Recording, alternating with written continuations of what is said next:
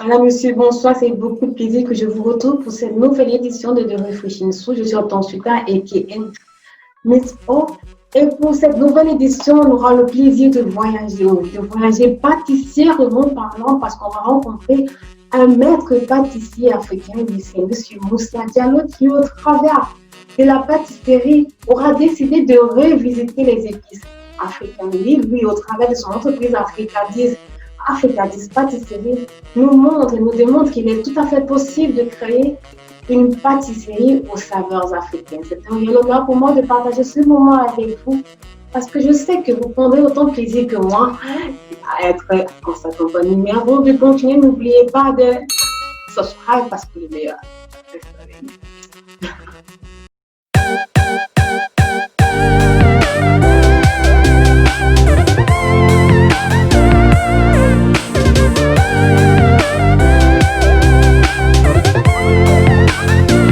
De ces vidéos, en réalité, c'est de promouvoir les entrepreneurs africains. Bien sûr, bien sûr. Pas n'importe quels entrepreneurs, mais ces personnes-là qui ont la capacité d'ajouter à cette vie qu'ils ont eue ici quelque chose de spécial, quelque chose d'africain. Et vous avez réussi à le faire avec les pâtisseries d'Africadis. Je pense que c'est unique de rencontrer un pâtissier qui a su, on va dire, mixer comme ça le pouvoir de la culture africaine à l'intérieur de la pâtisserie. C'était essentiel pour moi de vous avoir, c'était essentiel pour moi de vous montrer. Et merci d'avoir répondu. Moi aussi, je vous remercie. Franchement, ça fait plaisir de promouvoir la culture africaine. Et c'est vrai que la pâtisserie, ça a longtemps été quelque chose que les gens, ils aiment le sucré. Voilà, c'est quelque chose que de l'enfance jusqu'à qu'on grandit, on a grandi un peu avec un petit dessert que maman faisait à la maison. Et c'est vrai que bon, déjà, moi, c'était vraiment le but de développer surtout les ingrédients qui sortent de la terre africaine, l'hibiscus, le baobab. C'est immense, quoi, c'est ça, c'est surtout ça. Donc, le jeu, voilà, j'aime bien faire quelques jeux et là, j'ai trouvé un concept. Je dirais que c'est un flirt un peu romantique et aussi risqué lorsqu'on sait que les épices africaines sont très fortes, en fait, sont très puissantes en réalité. On ne s'attendrait pas à les trouver mixées comme ça à la délicatesse de la pâtisserie en réalité. Oui, c'est ça. Alors, on va pas aller sur ça là maintenant actuellement. On va commencer depuis le début parce qu'on a besoin de connaître qui est Monsieur Moussa Diallo. On a besoin de connaître comment un jeune homme de votre trempe en fait a décidé de se lancer dans la pâtisserie avant de devenir aujourd'hui le promoteur de Africadis Pâtisserie. Alors, merci à vous d'avoir répondu présent. Merci à vous d'être là aujourd'hui. Merci à vous d'avoir accepté de participer à ce petit moment d'échange, mais surtout de connaissance, parce que je sais qu'on apprendra un gros bout avec vous. Alors, qui est Alors, vraiment, je vous remercie déjà de m'avoir invité. C'est vrai, pour moi, c'est un vrai plaisir et c'est un honneur, parce que c'est vrai que des journalistes qui donnent l'honneur d'inviter des jeunes entrepreneurs afro-africains, c'est vraiment formidable de pouvoir échanger sur ça. Donc, moi, je me présente, je m'appelle Diallo Moussa, je suis cofondateur d'Africadis, je suis avec ma compagne, donc Adama et moi, donc on a décidé de créer ce concept. Donc, Africadis, tout d'abord, c'est vraiment un vrai plaisir. Ça fait à peu près 14 ans que je travaille dans la restauration. J'ai travaillé dans différents pays. J'ai travaillé en Irlande avec des chefs que j'ai côtoyés, des grands chefs irlandais, anglais, à peu près italiens. J'ai fréquenté pas mal de chefs. Après, retour à Paris, j'ai fait aussi des grands hôtels tels que l'hôtel Hilton. Voilà, j'ai pas mal touché à tout. Donc, moi, c'est vrai que je suis aussi fort en pâtisserie, en cuisine. Donc, c'est vraiment les deux que je gère. Mais c'est vrai que j'ai eu l'idée, en fait, c'est vrai que passer 14 ans derrière les fourneaux, travailler, on a envie de faire quelque chose, vraiment. On est passionné par la chose, mais faire quelque chose, aller rechercher quelque chose qu'on a envie de faire. Je sais pas comment vous expliquer. C'est-à-dire, on arrive à un stade où on travaille, mais on a envie de faire quelque chose qui nous passionne, en fait. Qui nous passionne et encore qui peut faire travailler, qui peut faire passionner d'autres personnes. voilà, en fait, faire quelque chose vraiment, parce que moi, ma culture, c'est vraiment important.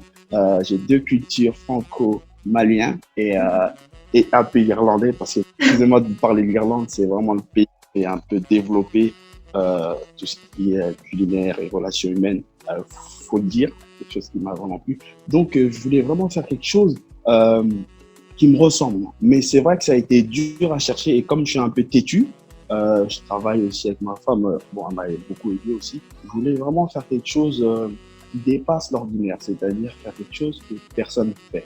Donc, tout d'abord, on m'a sollicité pour un événement, c'est la sœur à ma femme. Elle m'a dit, écoute Moussa, j'ai un événement. Avant du Bogolan, que j'ai mis un Bogolan à elle. Donc, ouais, le Bogolan, j'aime bien mettre ça le week-end de temps en temps, voilà, histoire de Et c'est découvrir. magnifique, c'est magnifique, c'est magnifique. Franchement, pour moi, la culture, vraiment, c'est quelque chose qu'il faut enseigner aussi aux enfants. C'est vrai que c'est pas facile parce qu'on est dans une vie qui va. Bon, je veux revenir à mon sujet. Donc, elle m'a sollicité pour un événement et elle m'a dit, ça, écoute, j'ai un événement africain, je vais mettre en avant le Bogolan. J'ai dit, ok, elle me fait, vu que tu fais traiteur et pâtissier, est-ce que tu aurais une idée de faire des entremets ou du salé avec des saveurs africaines? Moi, je lui ai dit, c'est vrai qu'à part le chocolat, le chocolat, voilà, elle me dit oui, mais quelque chose un peu qui pétille. Et de là, j'ai travaillé un peu près le soir avec ma femme, on cherchait. Vu que les enfants, la journée, on les a, et le soir, c'est le moment où ils dorment, et c'est vraiment le soir que je commence à travailler dessus. Donc, j'ai dit à ma femme, elle me dit, écoute, il y a l'hibiscus, il y a le tamarin. Je dis, le tamarin, ouais, c'est vrai, le tamarin. Je fais des recherches et le tamarin, effectivement, c'est un produit qu'on trouve en Asie, en Afrique. L'hibiscus, oui, c'est vrai que tout le monde connaît le bissap, oui. Ok, je dis, mais je regarde les desserts africains, je vois qu'il y a le chakri, que tout le monde connaît à peu près. Je dis, bon, ok, je vais faire. Et finalement, je vois qu'on a des aliments, on a des fruits, des légumes qui sont immenses. En partant du sud de l'Afrique jusqu'au nord, l'est, ouest, c'est immense, c'est impressionnant. Donc c'est là que je me dis, mais c'est vrai que finalement, je peux faire des desserts occidentaux, mais revisiter avec des saveurs africaines, que vous pouvez bien apercevoir sur mon Insta, genre le Paris Bamako. C'est un craquelin avec de la crème baobab et de la mangue, avec un insert à la mangue qui est très bon. Après, j'ai créé aussi le cheesecake au tamarin à l'hibiscus, qui est ma nouvelle création que j'ai créée pour l'été. Et donc, voilà, l'idée, elle est venue comme ça. Je vous en ai dit un peu beaucoup. En fait, voilà, c'est ça le but vraiment, c'est d'avoir créé un concept. Les gens, ils font, c'est vrai, mais vraiment d'insister en profondeur en se disant, on peut travailler sur un produit et avoir toujours le même, c'est-à-dire le craquelin, avoir toujours le même côté croustillant, mais avec des saveurs qu'on n'a pas l'habitude d'avoir en Occident. Et c'est ça le voyage, en fait. Exactement. Je pense que c'est justement ça, ce mélange du monde moderne et du monde africain, de la culture africaine qui fait votre particularité, disons comme ça. Mais avant d'arriver à la conception même d'Africadiz, avant d'arriver à qu'est-ce qui développe en vous l'envie de devenir un chef cuisinier comme un chef pâtissier? Lorsqu'on sait, après on connaît nos parents africains. On sait que nos parents africains, lorsque tu dis tu veux être cuisinier, ils disaient qu'est-ce qui n'a pas marché? Il y a les docteurs, il y a les infirmiers, mais comment est-ce que vous est venu l'envie de devenir un homme de la cuisine, un pâtissier, un cuisinier? Ouais, c'est une très bonne question. Franchement, c'est vrai, c'est une très bonne question. À la base, moi, comme je vous l'ai dit, j'avais le choix. J'ai fait un CAP cuisine pour commencer. J'avais le choix. Je n'étais pas super fort à l'école, c'est vrai que je le reconnais. C'est-à-dire, en fait, j'étais bilingue. Je parlais mieux le soninké que le français. C'est-à-dire, ma mère a parlé que le soninké. Donc, ce qui a fait que l'enfance, j'étais dans un pied un peu différent des autres. Au lieu de comprendre la langue maternelle que j'avais, non, je comprenais le soninké avant le français. Donc, je maîtrisais une langue qui est le soninké avant le français. Donc, j'ai eu un peu de retard. Mais ce qui fait que, donc, quand je suis arrivé un peu plus en sixième, avant d'arriver en sixième, on m'a proposé Voilà, bon, un cursus que j'ai fait jusqu'en troisième. Ensuite, je devais choisir entre un métier. Donc, j'ai choisi la cuisine. Parce que j'aimais bien voir maman cuisiner. Voilà, j'ai choisi. Parce que je voulais vraiment pas faire un métier bâtiment. C'était des métiers vraiment qu'on me proposait que je trouvais en fait, je voyais des métiers qui me plaisaient pas. Donc, j'ai choisi la cuisine.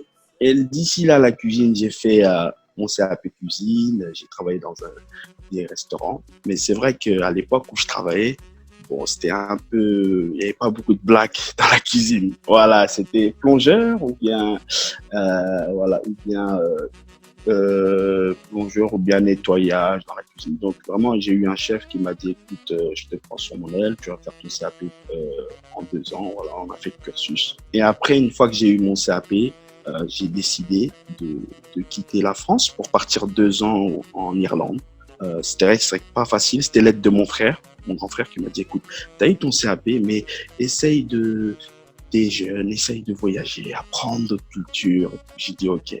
Et c'est vraiment ce voyage-là qui a été le déclic, parce que j'ai eu la chance de travailler dans un restaurant étoilé, qui a eu une étoile Michelin, qui est le Mint à Dublin, maintenant que le chef est parti maintenant, mais qui s'appelle Dylan McGrath, c'est un Irlandais qui a travaillé à Londres.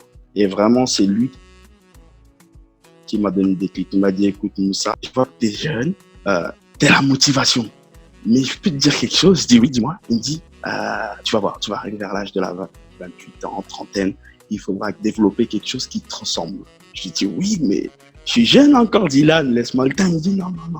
Il me dit dans la vie, il faut des perceptions, tu vois. Moi, là, j'ai une envie, c'est d'avoir une étoile Michelin, après passer dans des guides, après être animateur télé dans tout ce qui est culinaire.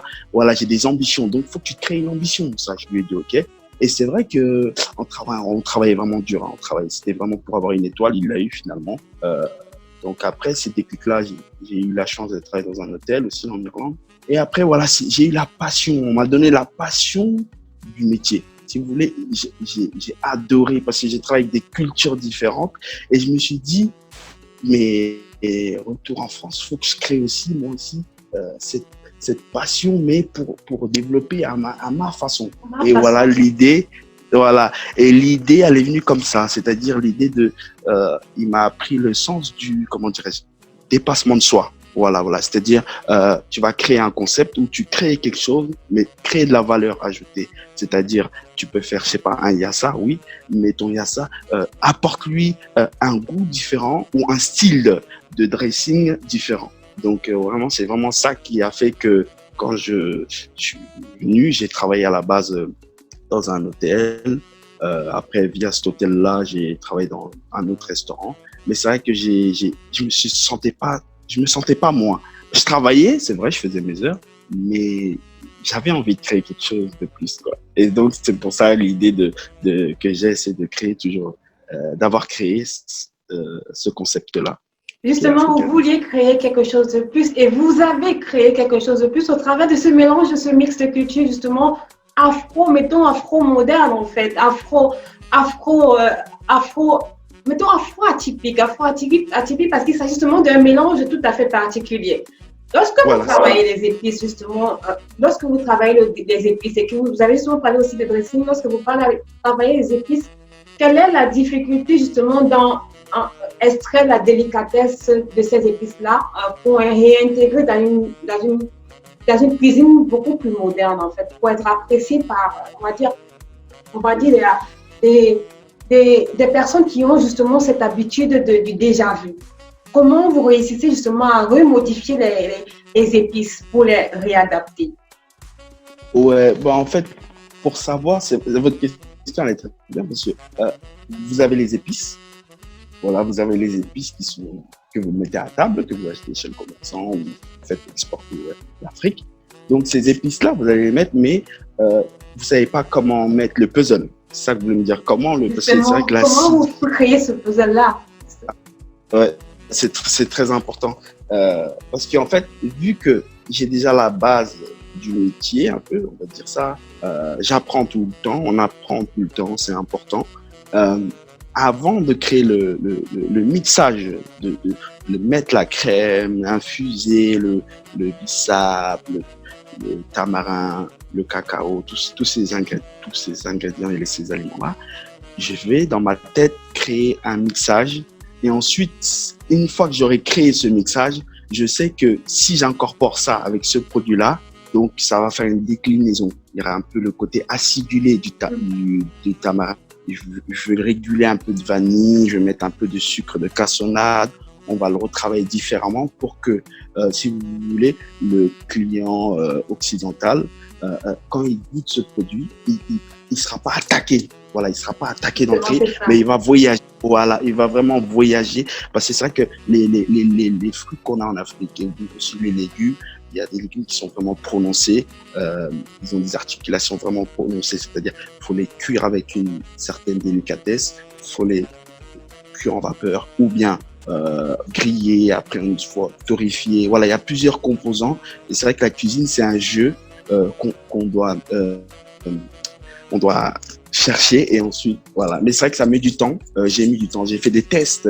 Ouais, voilà, vous pouvez voir sur les images, mais il y a beaucoup d'heures de travail. Il y a des tests que tu fais. Il faut réguler les choses. Voilà. Même au jour d'aujourd'hui, je teste, je régule dans ma tête. Et ensuite, je fais la pratique. C'est comme ça que je travaille. Et c'est ça en fait, vous avez une vision et vous travaillez cette vision, c'est tout ce qui fait la beauté justement de votre art en réalité, parce qu'il s'agit d'un art. On se lève pas le matin pour être capable de mixer les épices comme vous le faites, et c'est juste magnifique. C'est juste magnifique ce retour aux cultures, c'est juste magnifique ce retour vers les racines en fait. La question que j'aimerais aussi vous poser, est-ce que vous pensez qu'il serait possible en fait de créer une pâtisserie qui sera typiquement africaine?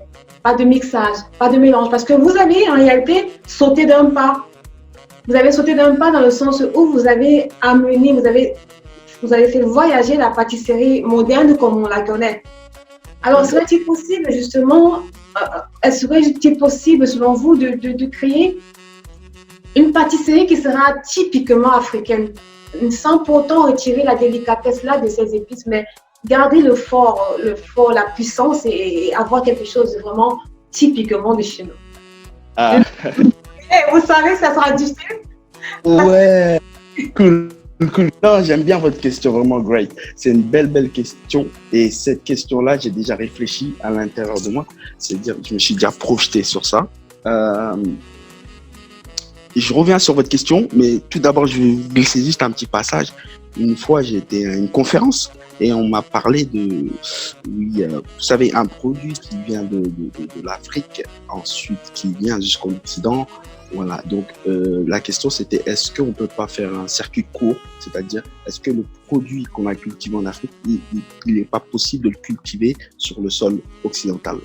Et cette question-là, ça m'a vraiment taquiné parce que j'avais répondu, j'avais dit est-ce que c'est possible de prendre le manioc en pur et c'est-à-dire de faire pousser le manioc, je sais pas, dans le sud de la France et voir la qualité qu'il va développer sur ce sol-là.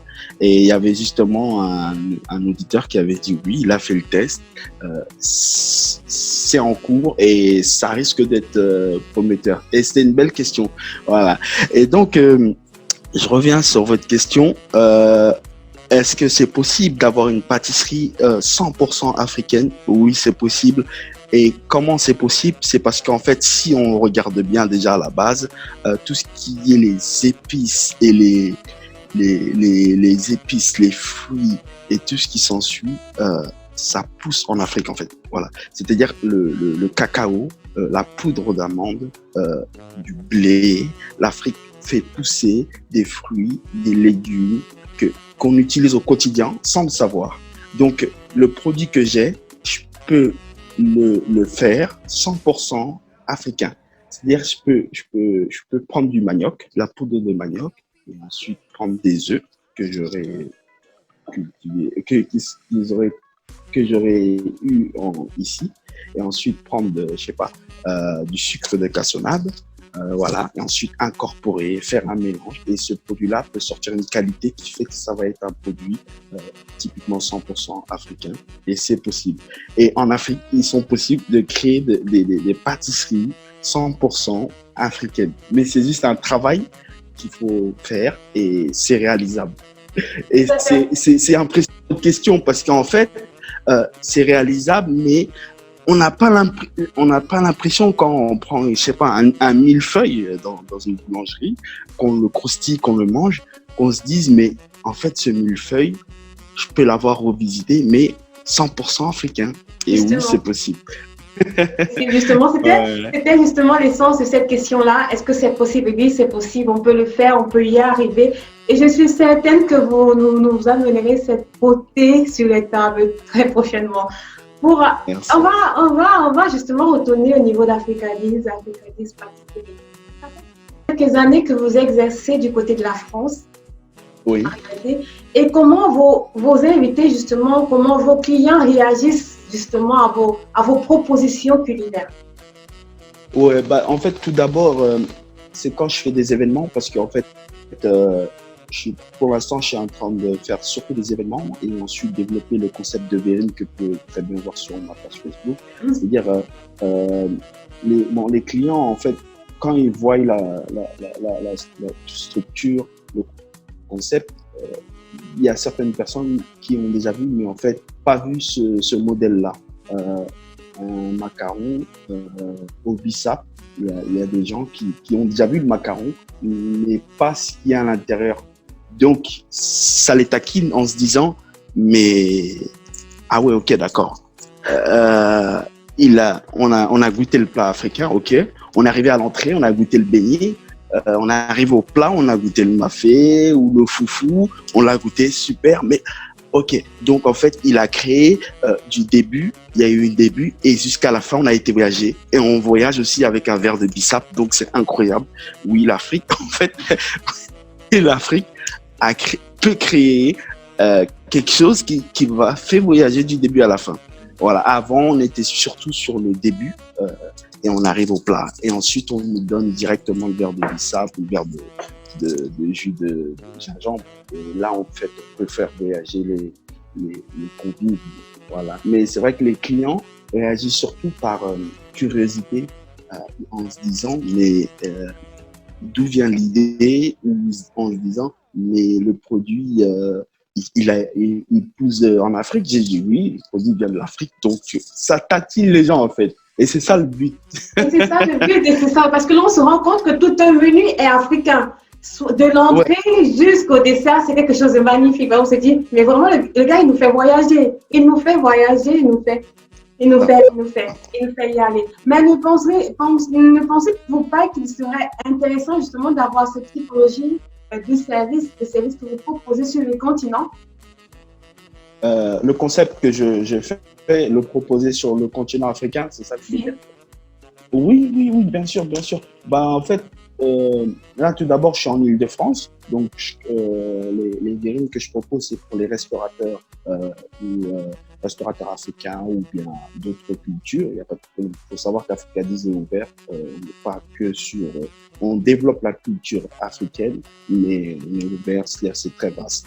Voilà, c'est pour les restaurateurs africains qui veulent développer un concept de dessert, parce que c'est vrai qu'ils cherchent, disons, tchakri.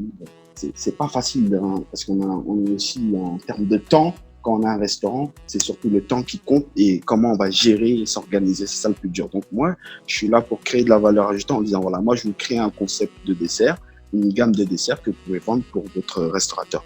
Donc, en gros, en Afrique, ce concept, il est possible de le créer en Afrique. C'est sur le long terme, j'y pense de créer ce concept-là en Afrique, c'est-à-dire être implanté en Afrique et vraiment faire une pâtisserie africaine avec des produits africains pour la clientèle aussi du monde entier qui viendrait en Afrique. Voilà, c'est ça. Ça, c'est vraiment... Comment? Non, allez-y. Non, je dis Africadiz est ouvert sur... C'est-à-dire, on veut faire partager cette culture pour tout type de clientèle. Et c'est vraiment, c'est ça, c'est donner des nouveaux goûts au niveau du palais, au niveau de l'odeur, au niveau du visuel, au niveau de l'entendre. C'est ça, là, ça. On aime faire des pâtisseries avec des petits bruits comme ça. tu vois. C'est ça. Non, mais c'est ça, tu vois. C'est magnifique, je pense. C'est essentiel ce que vous faites parce que vous apportez une empreinte culinaire, Ouais, justement, une empreinte culinaire, justement, de finition en réalité à la culture africaine. Nos cultures africaines, c'est clair qu'on est, c'est un continent de 55 pays. C'est clair que ouais, c'est des millions de richesses. C'est un peu carré de dire que vous apportez l'empreinte du continent de l'Afrique, mais le travail que vous faites est tellement important, en fait. C'est tellement important, c'est tellement essentiel parce que vous allez réussir à recréer comme ça, à développer cette potentialité culinaire que nous avons. Et c'est important pour moi de vous avoir ici aujourd'hui. Si on souhaiterait vous contacter justement pour vos services, comment ça fonctionne? En fait, vous êtes un restaurateur. Vous pouvez me contacter sur Insta, Facebook. Vous avez un restaurant, vous voulez développer un nouveau concept de verrine. Nous, on peut vous proposer nos services. On a 2 desserts pour l'instant au niveau du packaging qu'on a préparé. Vous pouvez le voir sur le compte Instagram. On a le cheesecake au tamarin et le cheesecake à l'hibiscus, fait par moi, fait maison. Donc voilà. Et si vous êtes un client et que vous avez un événement, Africadiz est là aussi pour vous proposer un service qui est le service côté sucré qu'on peut vous développer, c'est-à-dire le côté salé, vous pouvez le prendre avec un autre traiteur et nous, on vous propose le côté sucré. Ou si vous voulez, on peut faire les deux. C'est juste pour partager le gâteau. Parce qu'Africadiz, c'est ça, c'est le partage. On veut qu'il y a la place pour les traiteurs, on peut partager. Donc, nous, on se positionne sur le côté sucré, vous vous positionnez sur le côté salé, on fait les deux. C'est ça, on est là juste pour vraiment partager les choses. Et il faut savoir aussi que les desserts africains, il y a énormément de place. Il y a plein de personnes qui le font. Ça a déjà été créé, mais ça n'a pas été poussé. Donc, nous, on est là encore pour pousser la chose. On continue, ainsi de suite. Derrière nous, d'autres personnes vont pousser. Donc, c'est ça ma devise que j'ai. Et j'espère que ça va continuer. Voilà. Nous espérons et nous souhaitons que ça continue. On va s'arranger en tant que média de propulser encore plus haut votre image en souhaitant justement que vous arriviez encore plus haut. Ma dernière question sera sur les difficultés. Quelles ont été vos difficultés en tant qu'entrepreneur, dans le processus de lancement justement de votre entreprise d'Africadiz en fait? Quelle a été votre difficulté? Ouais. Excusez-moi. En fait, il y en a des difficultés, j'en ai eu et j'en ai encore. Ça fait partie de l'entrepreneuriat, comme vous dites. La difficulté que j'ai eue, on peut dire, c'est il y a les structures, c'est vrai que j'ai eu la chance d'avoir, sinon ça aurait été au niveau des logos, des flyers. J'ai eu la chance d'avoir mon beau-frère qui est graphiste, Mamadou Doukara. Mamadou Doukara, j'ai eu la chance aussi d'avoir mon beau-frère aussi qui est un grand photographe, Mamedi Doukara, que je salue. Et j'ai eu la chance d'avoir mes frères aussi. Donc, chaque corps de métier, chaque personne m'a aidé, si vous voulez. Dans ma famille, chaque personne qui était positionnée à un stade, graphiste, photographe, design, comment dirais-je, commercial. Voilà, chaque personne, j'ai vraiment pris chaque personne de ma famille pour qu'ils m'aident. Mais c'est vrai que sinon, ça aurait été un vrai coût financier parce que pour créer tout ça, il faut vraiment avoir un côté financier. Mais aussi, il y a aussi le côté, si vous voulez, quand vous avez un concept et que vous voulez le pousser, quand je sais pas, vous allez voir des investisseurs et qui voient le concept, c'est vrai qu'ils se disent ah ouais, d'accord, ok, mais ce produit, vous pensez qu'il peut se vendre et que vous lui dites bah goûtez, et qu'il goûte et qu'il vous dit ah ouais, d'accord, ok, ouais, c'est ça. En fait, nous, on est là pour surprendre, on veut surprendre le client parce qu'en fait, tant qu'on ne va pas surprendre le client, il n'y aura pas de réaction. Donc, c'est ça. Nous, on est toujours en constance, surprendre les clients et c'est là où on va y arriver. Parce qu'il y aura un déclic. À un moment donné, ça va frotter et c'est là où le client va, ah ouais, c'est comme ça. Mais j'en aurai tout le temps. Ça fait partie du job. Justement, ça vient avec le cadeau en même temps. Ah, c'est ça. Ça vient avec le cadeau, ça vient avec le paquet. Je vais terminer sur Ouais. une note positive en vous demandant quel a été le moment où vous êtes senti fier du travail que vous avez fait, vous êtes senti fier du projet que vous avez lancé. Euh, en fait, vous savez, quand vous avez j'ai la vie de famille et j'ai le business à développer. C'est vrai que 4 enfants et ma femme qui m'a beaucoup aidé et mes super enfants qui sont là et qui sont toujours là, si Dieu le veut. Et c'est-à-dire c'est une organisation que j'ai. Donc, pour que j'articule la chose, il faut que il y a déjà des paramètres qu'il faut que il faut créer un certain dialogue avec les enfants. Faut leur montrer ton business et qu'est-ce qu'eux ils t'apportent et qu'est-ce que toi tu peux leur apporter pour qu'ensuite eux quand ils grandissent ils ont cette idée d'entreprendre. Le côté positif c'est de quand on crée quelque chose, quand on crée un concept, d'avoir le retour des clients, le retour de la famille, des gens qui sont heureux, des gens comme vous, journalistes, qui donnent la possibilité de communiquer. Je trouve ça super, fantastique, parce que c'est comme ça qu'on y arrive et c'est ça ma force en fait. C'est de pouvoir partager la culture, le goût, le palais, et c'est ça l'Afrique, quoi. Et c'est ça qui me motive, c'est d'avoir le monde comme ça qui te soutient, qui t'aide. Voilà, c'est positif. Parce que vrai, moi, ma devise, elle est très simple, c'est que j'ai envie de faire plaisir aux autres. Donc, c'est ça mon game.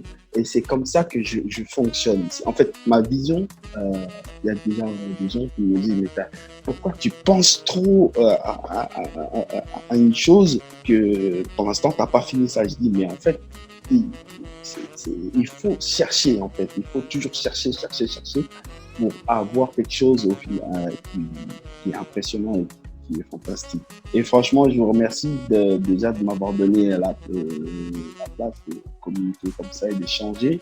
Et c'est comme ça qu'on y arrivera. It's Kelpie Vibes.